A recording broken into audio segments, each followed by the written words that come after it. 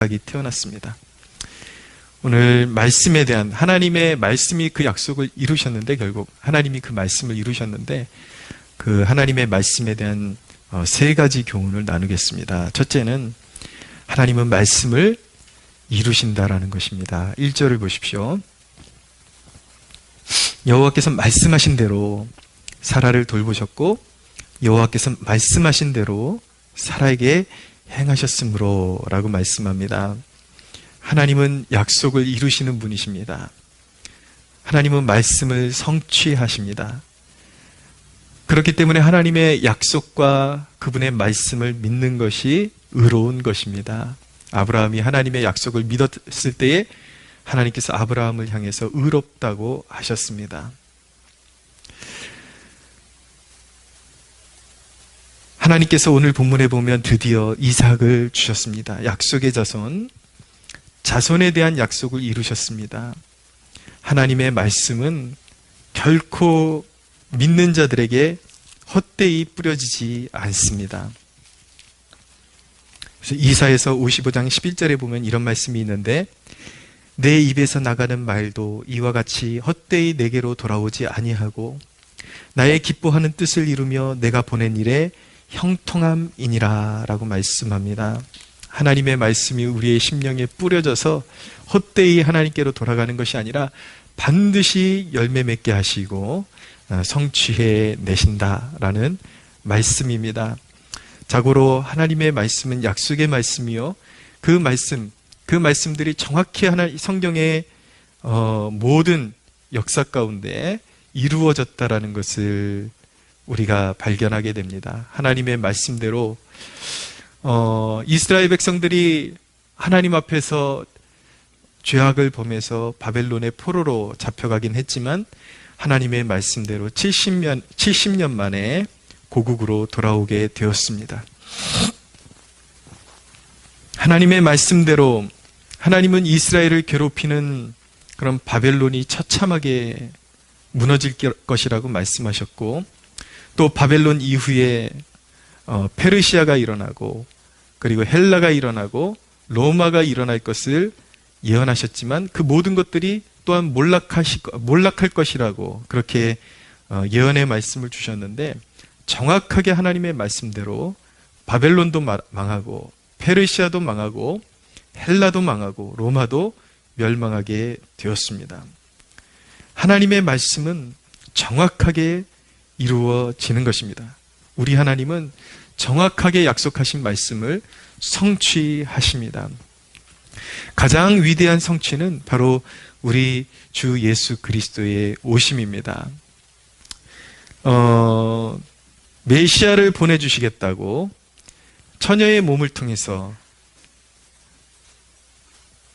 메시아를 보내주시겠다고 약속하셨는데, 그 위대한 약속의 성취가 역사 가운데 이루어졌습니다. 그래서 예수님께서 오심을 기점으로 해서 AD와 BC가 나눠질 정도로 너무나도 위대한 약속의 성취가 이루어졌습니다. 주 예수를 믿는 자마다 약속이 성취된다는 것을 예수님께서 친히 피 흘려 보증해 주셨습니다.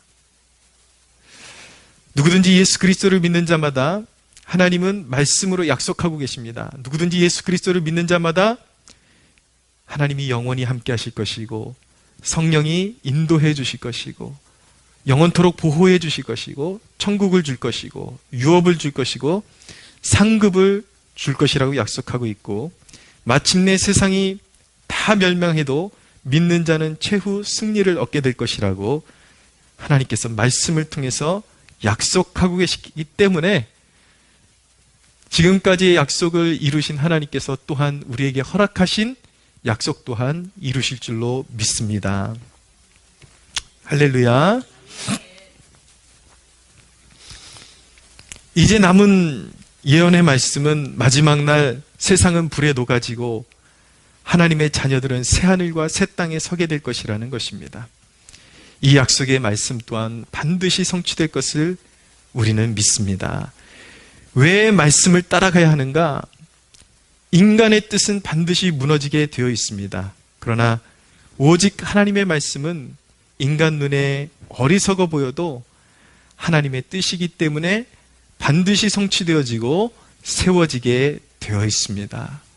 그래서 우리의 삶 가운데 미련할 정도로 우리는 세상에 대해서 귀를 닫고 하나님의 말씀, 세상 사람들은 야 그렇게 살면 바보같이 세상에서 성공 못해, 정직하고 또 희생하고 섬기는 것을 통해서 세상에서는 바보가 될 뿐이야. 또 원수는 갚아줘야지. 무슨 말이야. 그렇게 이야기하지만 또 잔꾀가 없이 또 어느 정도 악함이 없이는 세상에서 버틸 수가 없다라고 세상 사람들은 이야기하면서 세상과 타협할 것을 그렇게 요구하지만 우리는 그러한 것을 신뢰하고 믿는 것이 아니라 오직 하나님의 말씀만이 성취되고 이루어지고 우리의 삶을 궁극적인 승리로 이끌어준다라는 것을 믿기 때문에 우리는 그 말씀에 따라서 순종하는 사람이 되어야 하는 것입니다. 할렐루야. 하나님의 말씀은 반드시 성취될 것입니다. 여러분들이 예수 그리스도 안에 들어오는 그 순간 하나님께서 여러분들의 심령 가운데 말씀을 통해서 어떠한 감동을 통해서 여러분들에게 주신 그 약속들, 성경에 기록된 모든 약속들이 여러분들의 삶 가운데 반드시 성취될 것입니다.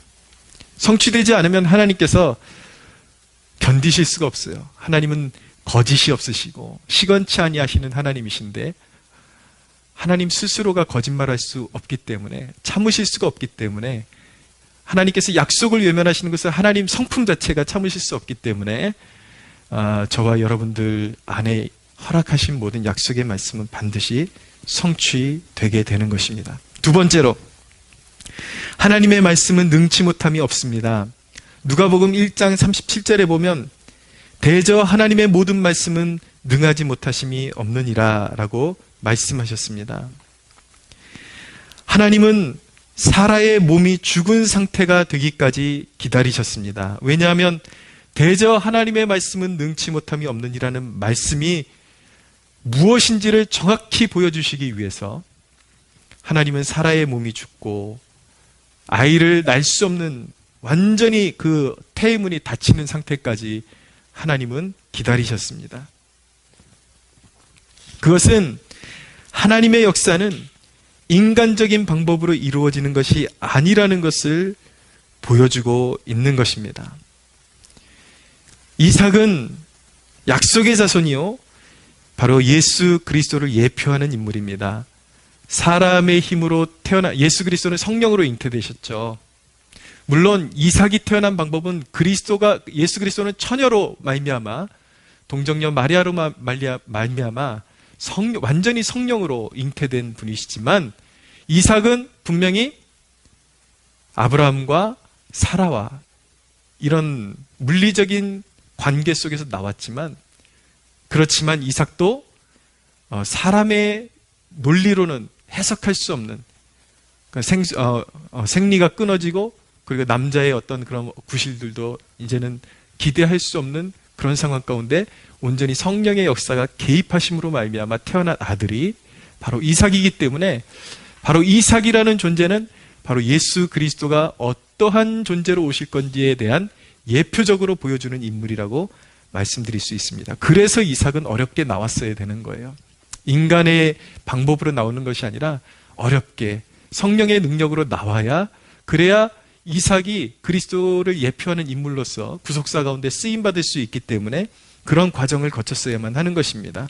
또한 이삭은 믿는 성도의 예표이기도 합니다. 참 성도도 예수님 같은 방식은 아니지만 말씀드린 것처럼 우리는 아버지와 엄마의 어떤 생리적인 작용을 통해서 죄를 가지고 태어난 사람들이지만, 믿는 성도도 원리적으로는 불가능 가운데 영적으로 죽어있던 영혼을 성령께서 오셔서 깨우시고 성령의 능력으로 다시 살리신 것입니다. 할렐루야. 그래서 믿는 성도는 위로부터 난 자요, 정체성이 성령으로 난 자인 것입니다. 그래서 진정 메시아가 어떤 분이시고 그리고 진정한 성도는 어떤 존재인지를 예시적으로 가르쳐주는 인물이 바로 이삭인 것입니다. 그래서 구속사적으로 매우 중요한 역할을 담당하는 사람. 이삭이 뭘 잘해서가 아니라 그 존재 자체가 그만큼 중요한 입지를 차지하고 있는 인물이 바로 이삭인 것입니다. 여러분, 진짜 구원은 결코 인간의 결단이 아닙니다. 이 말씀은 인간의 결단이 수반되지 않는다라는 것이 아니라 잘 생각해 보세요. 인간이 결단한다 그래서 구원이 성취되는 것이 아닙니다. 하나님 쪽에서 이루어 주셔야 돼요. 그렇기 때문에 인간이 아무리 결단을 해도 하나님이 허락하시지 않으면 구원이 성립되지를 않는 것입니다. 그렇기 때문에 진짜 구원은 단순히 인간의 결단이 아니라 죄인이고 무능한 자에게 성령의 능력이 임하여서 완전히 새로운 본성, 새로운 감각, 새로운 생명을 주시는 것이 바로 구원인 것입니다. 할렐루야. 저와 여러분들이 구원받은 것은 단순히 결단했기 때문이 아니라 나의 결단이 수반됐지만 하나님께서 그 이전에 우리의 구원을 계획하시고 우리의 결단을 사용하시고 성령으로 우리의 영혼을 거듭나게 하셔서 우리의 존재가 거듭나게 하셔서 구원을 성취하신 것입니다. 그러므로 아무리 결단이 있어도 성령의 사인, 성령의 거듭나게 하시는 역사가 마음 가운데 일어나지 않은 사람은 사실은 하나님의 자녀가 될 수 없는 것입니다. 오늘날 이 대목이 왜 그렇게 중요한가? 인간의 어떤 구원을 단순히 인간의 결단이다, 인간의 의지다라고 그렇게 주장하는 사람들이 너무나도 많이 일어나고 있기 때문에 이 대목이 너무나도 중요한 것입니다. 성도는 결단으로 만들어지는 것이 아니라 성령의 능력으로 만들어지는 것입니다. 할렐루야.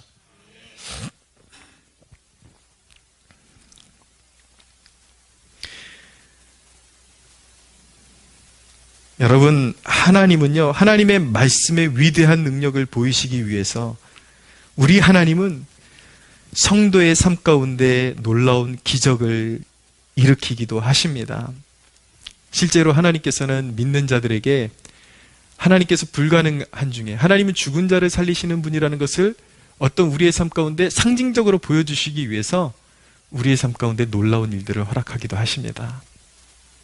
암이 치유되기도 하고 진짜 믿는 자에게 불임이 치유되기도 하고 아이가 태어나기도 합니다. 망했던 백성이 일어나기도 하고 물이 포도주가 되는 그런 물떠온 하인들만 아는 기적들이 우리의 삶 가운데 소소히 계속해서 일어나고 있습니다. 할렐루야. 믿으십니까? 예. 우리 하나님은 기적의 하나님이십니다. 믿는 자의 삶 가운데 사실은 날마다 기적이에요. 날마다 기적이에요. 여러분들이 하나님의 은혜에 대해서 눈뜰 수 있다면 하나님이 매일의 삶 가운데 여러분들 삶 가운데 진치고 행하시는 작은 일이지만 작은 일처럼 보이지만 결코 사람의 힘으로만 이룰 수 없는 놀라운 일들을 여러분들의 삶 가운데 매일매일의 삶 가운데 이루어주고 계신다라는 것을 캐치할 수 있게 될 것입니다. 여러분들이 정말 그리스도 안에 있는 사람들이라면요, 이제 여러분들의 삶의 모든 인생의 계획들이, 모든 일들이 하나님께로부터 시작되고 하나님이 인도하시고 하나님이 이루신다라는 것을 배우게 될 것입니다. 기대하십시오, 여러분. 이제 여러분들의 삶 가운데 어떤 일적인 문제나 사업적인 문제나 이런 것들이요, 뭔가 정체되어 있고 뭔가 뻗어나가는 것 같지 못하고 뭔가가 걸려있는 것 같은데 분명히 인간의 계획들은 계속 뭔가 걸려있는 것 같은데 어느 순간 하나님께서 불쑥 여러분들의 삶 가운데 어떤 인생의 과제같이, 그러나 인생에 기대치 못했던 선물을 여러분들의 삶 가운데 이렇게 툭툭 던져주세요. 이거 해라. 그러면 여러분, 하나님께로부터 온 것을 캐치하고 그것을 품고 기도하기 시작할 때 하나님의 일들이 자라나기 시작하고 그 과정 가운데 하나님은 불가능이라는 어떤 장벽을 세워놓으셔서 더 기도하게 만드시고, 더 기도할 때 하나님께서는 그 어느 순간에 그 인간이 뛰어넘을 수 있는 장벽을 와르르 무너뜨리시면서 여러분들의 삶의 앞에 당당히 하나님께서 나타나셔서 내가 했노라 하고 하나님께서 여러분들에게 영광 받으시기를 원하시는 그런 사건들이 반드시 일어나게 될 것입니다. 할렐루야. 이제는 잘 주의해서 보십시오. 여러분들이 애쓴다고 해서 여러분들의 일이, 여러분들의 삶이 이렇게 풀려나가는 것 아니고, 여러분들이 주저앉는다고 해서 함부로 주저앉을 수도 없어요. 하나님의 일이 있습니다. 하나님의 사건이 있습니다. 하나님의 일들이 계획되어 있습니다. 여러분을 향한 놀라운 일들이 준비되어 있습니다. 할렐루야. 근데 여러분, 이것 한 가지는 꼭 기억하십시오. 정말 그런 삶을 원하신다면 기도해야 합니다. 이 모든 기적을 하나님께서는 기도를 통해 주시기로 작정하셨습니다. 여러분, 기도하지 않으면 하나님이 뭔가 시작하려는 사인도 하나님이 주셔도 둔감해지고 모르게 됩니다.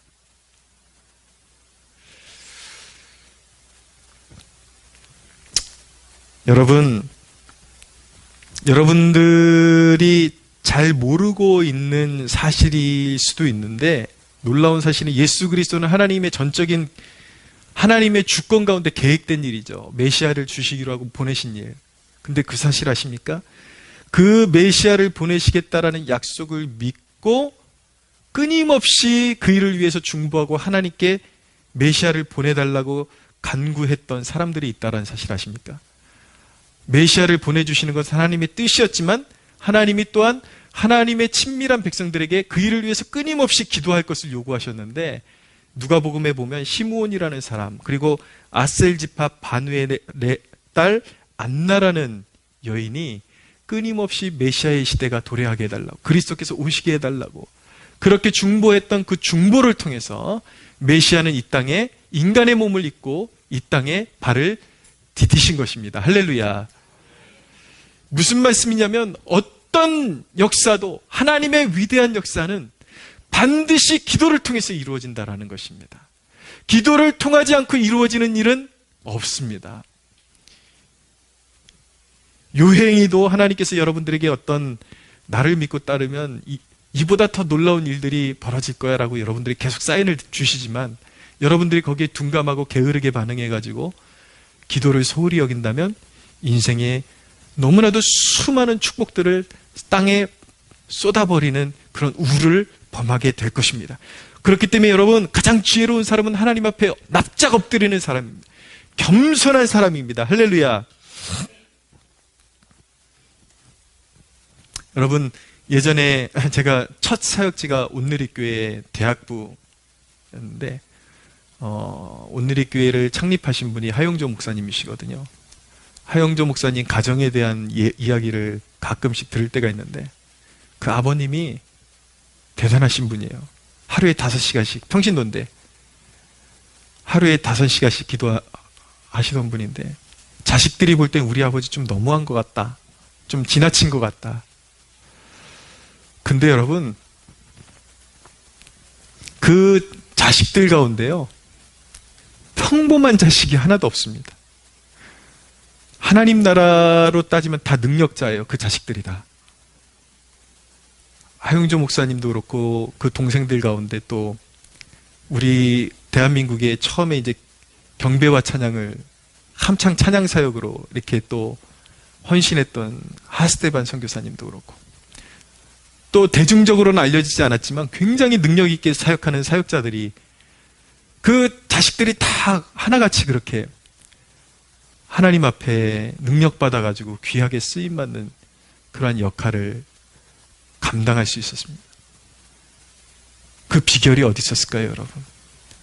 그 아버지의 기도가 하나도 땅에 떨어지지 않고 응답된 것입니다. 할렐루야. 여러분, 5시간까지도 안 해도 괜찮아요.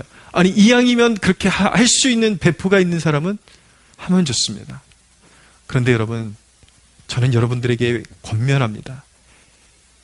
평생에 하루에 1시간씩은 하나님 앞에 무릎 꿇는 습관을 어떻게 해서든 그런 습관을 들일 수 있는 여러분들 되기를 주님의 이름으로 축원합니다. 할렐루야.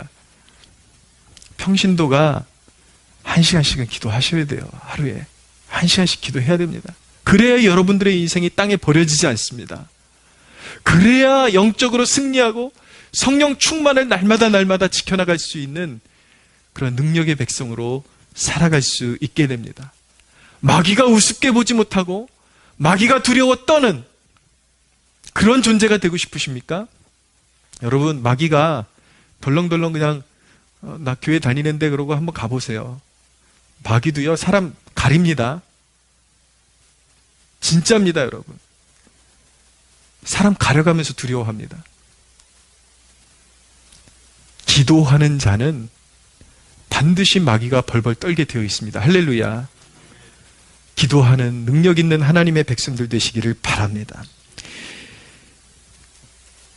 여러분, 기도하는 사람은 매일의 삶 가운데 역사하시는 하나님의 손길을 볼 수가 있습니다. 점점 영민해질 수밖에 없어요. 기도하면 영적 감각이 계속 영민해지고 하나님이 지금 뭘 하고 계시구나, 지금쯤 어떤 시즌에 와 있구나 느껴지는 게 있어요. 영감으로 주시는 게 있어요.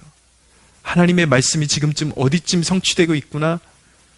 기도하는 사람은 그걸 느낄 수가 있습니다. 사랑하는 여러분, 여러분들의 영적인 감각이 활짝 열리는 축복이 있기를 바랍니다.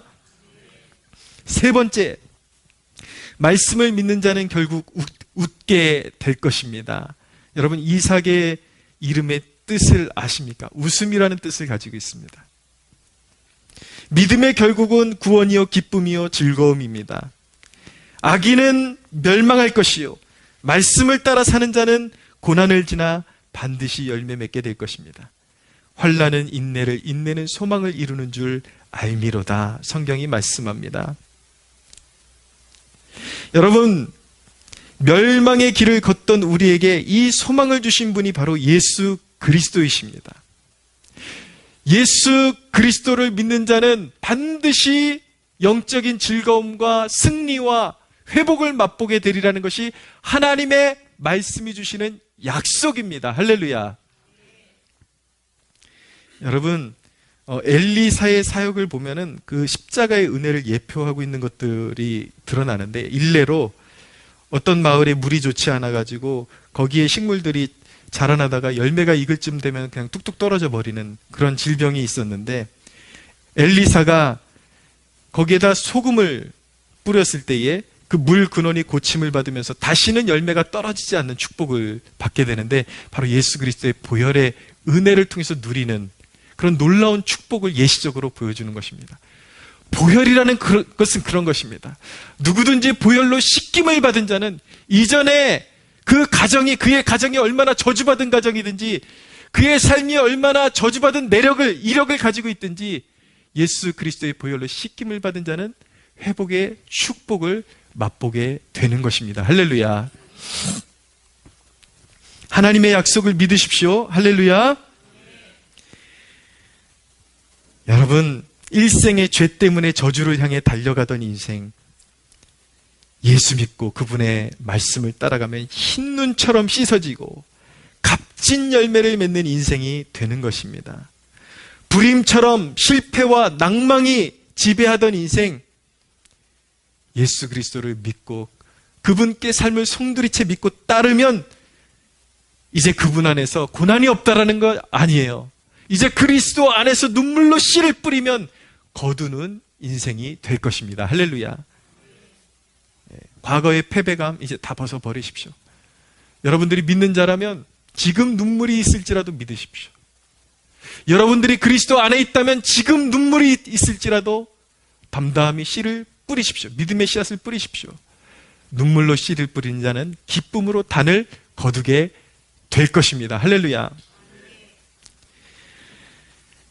말씀 정리하겠습니다. 사랑하는 여러분, 주 예수를 믿으십시오. 하나님의 말씀을 믿으십시오. 성령의 충만함을 받으십시오. 할렐루야. 여러분, 말씀을 어떻게 활용해야 할지 모르거든 무조건 읽으십시오. 미련하게 읽으십시오.